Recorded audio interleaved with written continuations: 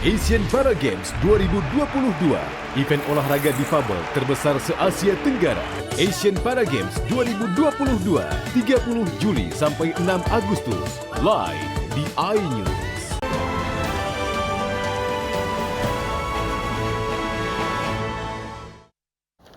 Kembali di News Sore, pemirsa, belasan kendaraan hangus akibat kebakaran yang terjadi di Jati Cempaka, Bekasi, Jawa Barat. Kebakaran membuat warga kesulitan evakuasi mobil dari dalam bengkel.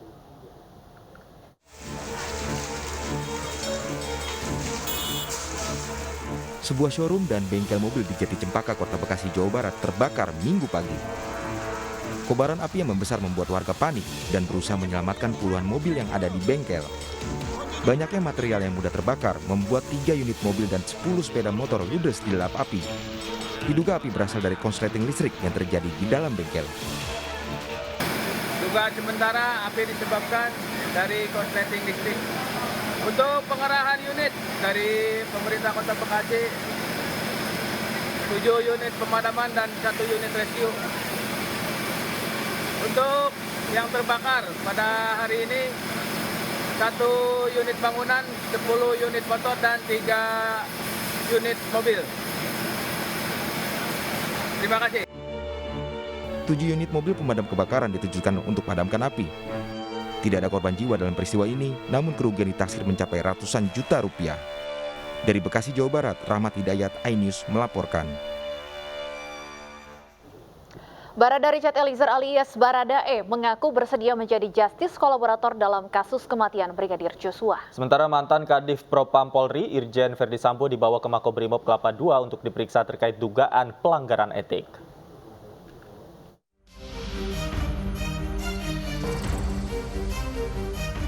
Tersangka kasus kematian Brigadir J, Barada Richard Eliezer atau Baradae, mengaku bersedia menjadi justice kolaborator dalam kasus kematian Brigadir Joshua. Hal ini disampaikan kuasa hukum Baradae Deolipa Yumara saat berada di Bareskrim Polri Sabtu kemarin. Menurut Yumara, Baradae bersedia membantu penegak hukum dalam kasus Brigadir J karena dirinya merupakan saksi kunci dalam kasus kematian ajudan Verdi Sambo ini. Kuasa hukum baru Baradae ini juga menyebut akan meminta perlindungan ke Lembaga Perlindungan Saksi dan Korban atau LPSK Senin besok. Yumara mengaku telah bertemu dengan kliennya Baradae di rumah tahanan Bareskrim Polri. Terkait pertemuan ini, Yumara menjelaskan sudah melakukan pembicaraan secara menyeluruh mengenai kasus yang menjerat kliennya tersebut. Nah, tentunya kita melihat ini dalam kacamata konteks hukum, ini penting untuk dilindungi sebagai saksi kunci. Walaupun dia tersangka, tapi penting dilindungi sebagai saksi kunci, sehingga kami bersepakat, saya, Pak Burhanuddin dan dengan Baradae, ya sudah kita ajukan diri yang bersangkutan sebagai justice kolaborator. Kita memohonkan itu dan kita juga meminta perlindungan hukum kepada lembaga perlindungan saksi dan korban. Sementara itu, mantan Kadif Propam Irjen Verdi Sambo dibawa ke Makobrimob Kelapa II Depok untuk diperiksa. Verdi Sambo akan ditempatkan di Makobrimob selama 30 hari ke depan usai diduga melanggar etik dalam kasus Brigadir Joshua. Penetapan itu diperoleh tim Irsus setelah memeriksa 10 saksi dan berbagai barang bukti. Meski demikian, Kadif Humas Polri Irjen Pol Dedy Prasetyo membantah Verdi Sambo telah ditetapkan sebagai tersangka. Sudah memeriksa kurang lebih sekitar 10 saksi. Dari 10 saksi tersebut dan beberapa bukti, dari Irsus menetapkan bahwa Irjen Pol FS diduga melakukan pelanggaran terkait menyangkut masalah ketidakprofesional di dalam olah TKP. Menteri Koordinator Bidang Politik, Hukum, dan Keamanan Mahfud MD membenarkan bahwa ex-Kadif Propam Irjen Verdi Sambo diamankan ke Makobrimob. Lewat akun Instagramnya, Mahfud menjelaskan proses hukum pelanggaran etik dan pelanggaran pidana bisa sama-sama berjalan tanpa perlu saling menunggu dan tidak bisa saling meniadakan. Tim Liputan iNews melaporkan. Benarkah Baradae akan menjadi justice kolaborator dan bagaimana dengan pelanggaran kode etik yang disematkan ke Irjen Pol Verdi Sambo? Untuk membahasnya sudah bergabung bersama kami kuasa hukum Baradae Muhammad Burhanuddin dan pengamat kepolisian Bambang Rukminto. Selamat sore Pak Burhan dan Pak Bambang. Selamat sore, Mas. Baik, saya ingin ke Pak Burhan terlebih dahulu. Pak Burhan, apakah betul Baradae ini mengajukan diri sebagai justice kolaborator? Apa alasannya, Pak? Iya, terima kasih Mas. Semalam kan kami udah dapat kuasa baru pasca kuasa lama udah mengundurkan diri. Nah, karena terjadi kekosongan kuasa hukum, kami masuk. Kemudian kami juga tidak serta-merta terlibat menjadi kuasa hukum. Kami ketemu Baradae, kemudian bincang-bincang minta dia jelaskan kronologisnya dan fakta-fakta hukum yang sebenarnya. Nah, setelah disetujui komitmen itu, kami tanda tangan kuasa, dia juga tanda tangan.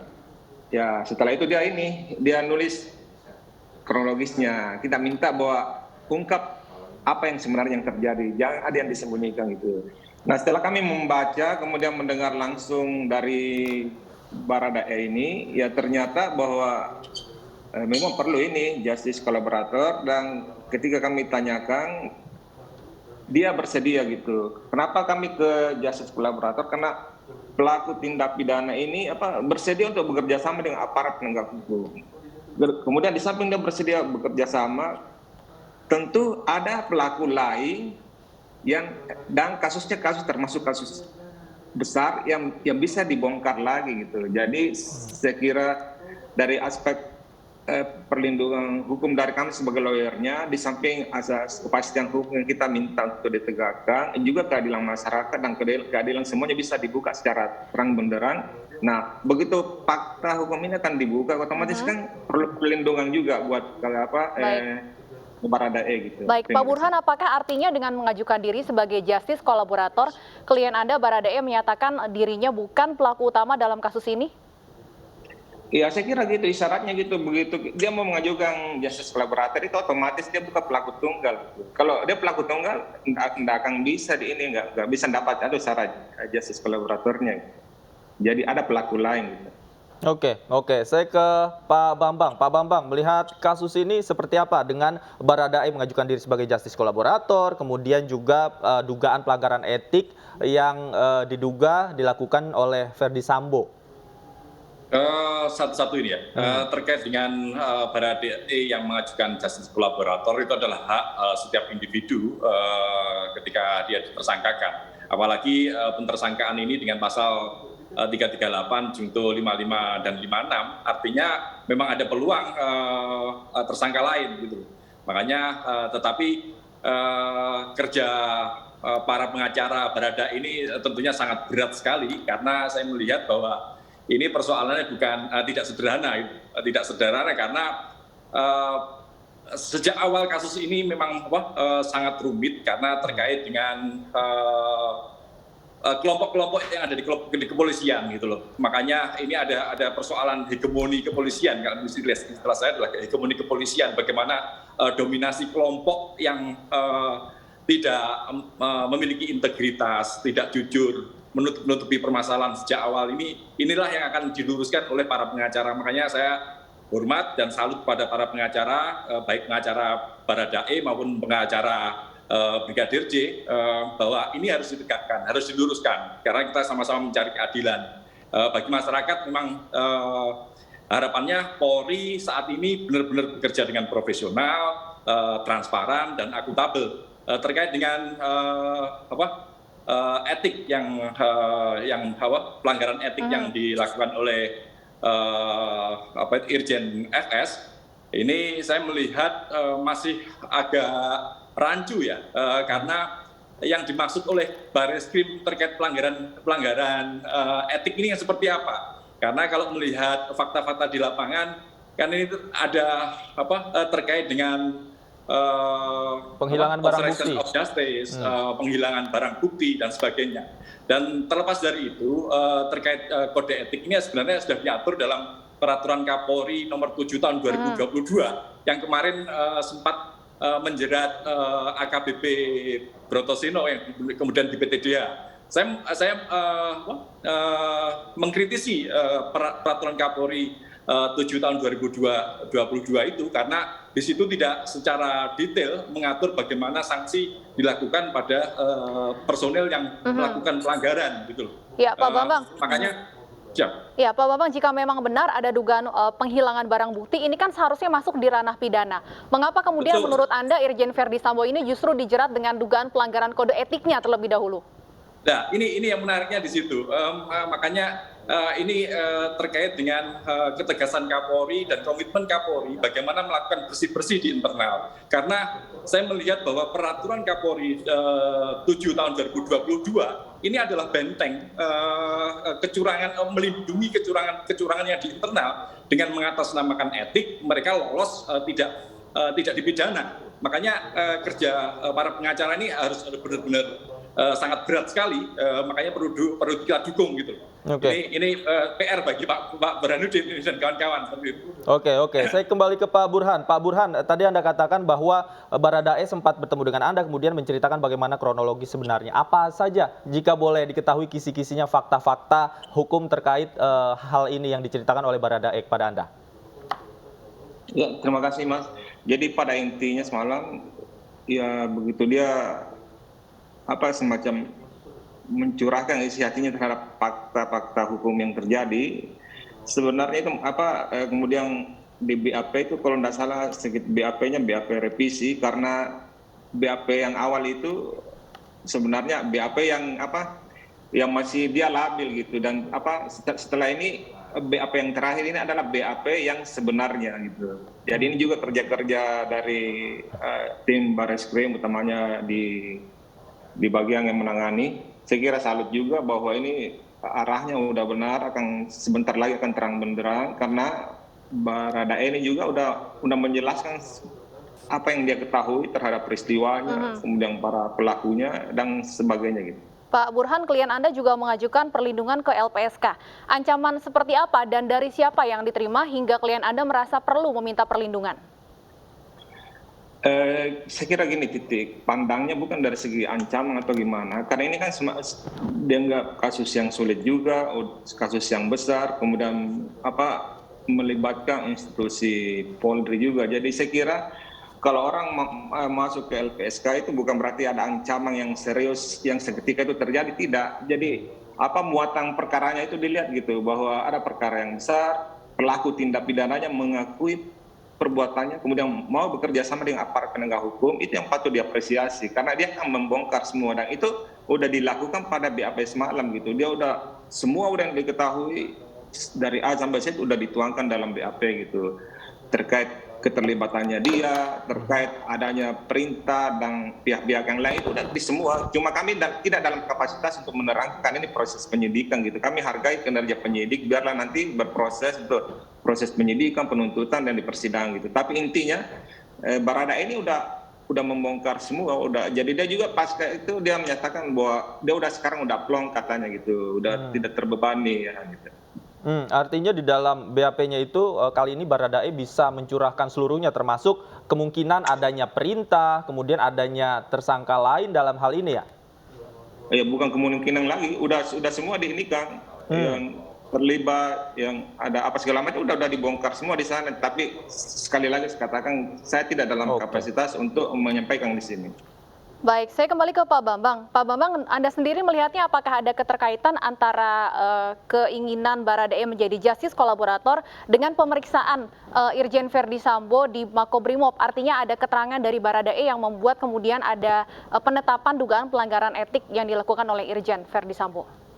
Kalau melihat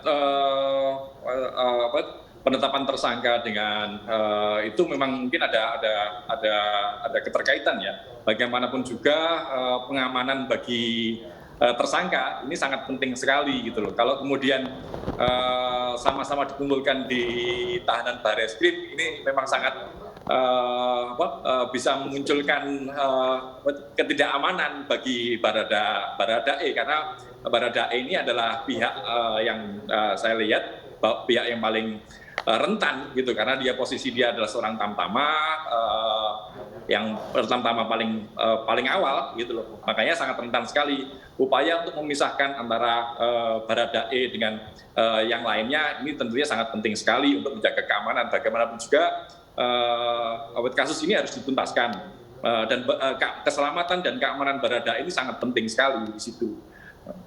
terkait dengan penetapan Irjen FS sebagai dalam konteks pelanggaran kode etik tadi, itu tadi yang saya tandaskan bahwa ada peraturan Kapolri 7 tahun 2022 itu yang sangat tidak detail gitu. Ditahan ditahan selama 30 hari itu apakah ada dalam aturan itu? Sepertinya tidak ada gitu loh. Makanya jadi aneh penahanan Irjen FS ini gitu loh. Kalau penahanan itu seharusnya merujuk pada KUHP atau KUHAP gitu loh, bukan pada peraturan Kapolri 7 tahun 2022 tentang kode etik itu, seperti itu. Oke, baik. Saya kembali ke Pak Burhan. Pak Burhan, setelah justice kolaborator, apalagi upaya yang dilakukan oleh tim kuasa hukum Baradae setelah ini? Ya, saya kira kita mendorong bahwa proses-proses kerja-kerja penyidikan itu bisa dipercepat, dituntaskan, jadi simpang siur berita di tengah masyarakat kita akan segera bisa dapat kepastian hukum begitu. Kita udah justice kolaborator, mungkin ada tambahan atau komprontir sana sini gitu. Ya kita dorong aja supaya dipercepat buat penuntutan dan persidangan. Tapi intinya bahwa Baradae juga udah mengakui kesalahannya dan siap bekerja sama dengan aparat penegak hukum, utamanya di tim penyidik Barreskrim Mabes Polri. Baik, kami akan tunggu kelanjutan dari kasus ini. Terima kasih Pak Burhan dan Pak Bambang sudah bergabung bersama kami di iNews Sore. Pemirsa, iNews Sore masih akan kembali dengan sejumlah informasi menarik lainnya, di antaranya.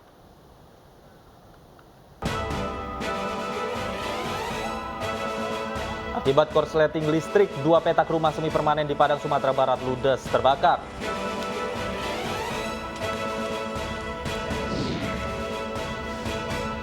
Jalan panjang kasus tewasnya Brigadir Joshua mulai terungkap, babak baru pengungkapan telah dimulai. Kami akan kembali sesaat lagi.